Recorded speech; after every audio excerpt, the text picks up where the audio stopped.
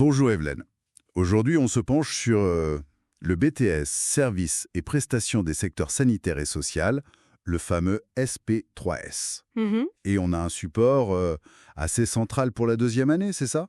Un manuel du bloc 3, édité par Adonis Éducation. Oui, tout à fait. C'est le tome 2 qui se focalise sur l'activité 3.3. C'est participation à la mise en place de réponses adaptées à un type de public. Ah oui, l'activité 3.3. C'est un gros morceau ça pour l'examen, non? Coefficient 5, je crois. Exactement, coefficient 5, c'est costaud. L'idée du manuel, c'est vraiment d'outiller les étudiants pour analyser des situations complexes, repérer les besoins réels derrière un dossier, et puis bien sûr, argumenter et proposer des solutions. Analyser, identifier, argumenter, des compétences clés, quoi. Et ce manuel, il aide à comprendre quoi, spécifiquement? Ces notions de protection sociale, aide sociale, c'est ça? C'est tout à fait ça. Protection sociale, aide sociale, action sociale. Des concepts qui sont approfondis par rapport à la première année. Il faut bien maîtriser les nuances. D'accord. Et d'ailleurs, avant qu'on regarde les chapitres, Adonis Éducation, il propose pas juste le manuel. Il y a une formation plus globale? Si, ils ont une formation complète pour préparer le BTS. Ça inclut des cours, des devoirs à faire qui sont corrigés, un vrai suivi pédagogique. Et c'est accessible, je crois que ça commence autour de 69 € par mois. Ah oui, 69 € par mois, d'accord, c'est bon à savoir. Et donc, ce manuel fait partie de cette formation? Voilà, il est inclus dedans. Alors, pour donner une idée de ce qu'il y a dedans, prenons le chapitre 1, diversité des prestations et services sanitaires et sociaux. D'accord. Ça couvre quoi, en gros? Ça pose un peu le décor, si tu veux. Ça montre comment toute l'offre de services, que ce soit pour les familles, les personnes âgées, les personnes handicapées, comment cette offre essaie de s'adapter à des besoins qui sont hyper variés. Mhm. Et surtout, ça explique l'organisation derrière tout ça. Et, point super important, le financement. Ah oui, le financement. Qui paie quoi, comment ça marche, c'est fondamental pour s'y retrouver dans ce paysage un peu complexe, quoi. C'est la carte du territoire, en quelque sorte. Terre à table. Indispensable. Bon, et après cette vue d'ensemble, le chapitre 2, lui, il s'attaque aux prestations du régime général de la sécurité sociale.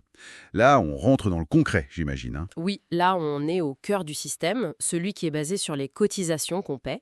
Le manuel détaille bien, par exemple, l'assurance maladie, Les remboursements, ce genre de choses. voilà, les remboursements, mais aussi la PUMA, tu sais, la protection universelle maladie, Oui, ou la CSS, la complémentaire santé solidaire, pour les personnes qui ont des revenus plus modestes. d'accord. Il y a aussi tout le volet vieillesse, comment on calcule une retraite, la pension de réversion, la SPA aussi, l'allocation de solidarité aux personnes âgées. L'ASPA, oui. Minimum vieillesse, en gros. C'est ça. Et puis les prestations familiales, bien sûr. La PAJE, prestation d'accueil du jeune enfant, les allocations familiales classiques, l'AEH pour les enfants handicapés. Ce qui est intéressant, c'est que ça ne fait pas que lister, j'imagine. Le manuel explique aussi les conditions, comment on fait la demande. Exactement. C'est ça le but pour l'étudiant et puis pour le pro demain. Il faut comprendre la logique.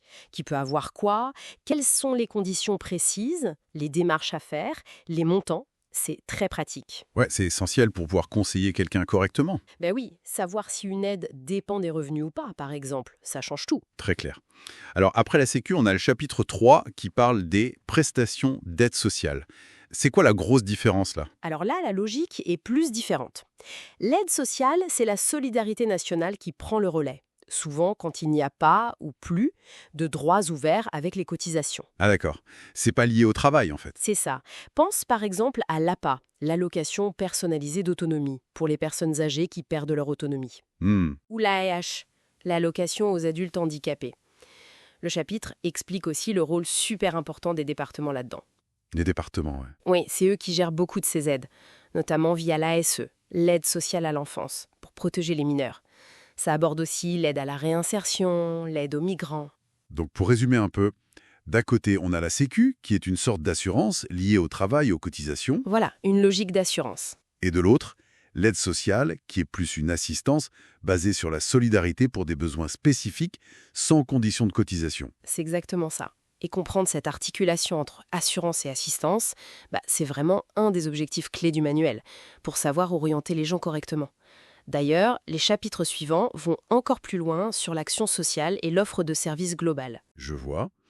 Bon, ça a l'air d'être une ressource vraiment complète et bien structurée pour maîtriser cette partie du BTS SP3S et réussir l'épreuve.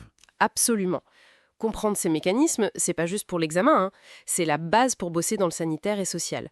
Savoir qui fait quoi, comment c'est financé, comment on attribue les aides, c'est indispensable. Donc, pour ceux qui préparent le BTS SP3S, ce manuel « Participation à la mise en place de réponses adaptées à un type de public », édité par Adonis Éducation, c'est une référence à avoir. Surtout s'ils suivent la formation complète d'Adonis, dont on parlait, dès 69 € par mois. C'est ça. Il est inclus dans leur formation. Mais, et c'est bien de le préciser, si on suit une autre formation ou si on veut juste ce support précis, il est aussi possible de l'acheter séparément. Ah, où ça par exemple? On peut le trouver sur des sites de vente en ligne, comme lalib.fr par exemple. D'accord, lalib.fr. Parfait. Bon, c'est vrai que naviguer dans tous ces systèmes, ça demande une bonne boussole. Mhm. Et on voit bien que tout ça, c'est essentiel, mais ça bouge tout le temps, ça doit s'adapter en permanence. Exactement. Ça me fait penser, une question peut-être pour une autre fois. Comment toutes ces évolutions de la société, tu vois, le vieillissement, la précarité qui augmente, les nouvelles formes de travail, comment tout ça pousse nos systèmes de protection à se réinventer sans cesse? Ah, c'est une excellente question. Et un défi permanent pour les politiques sociales. Oui, de quoi réfléchir.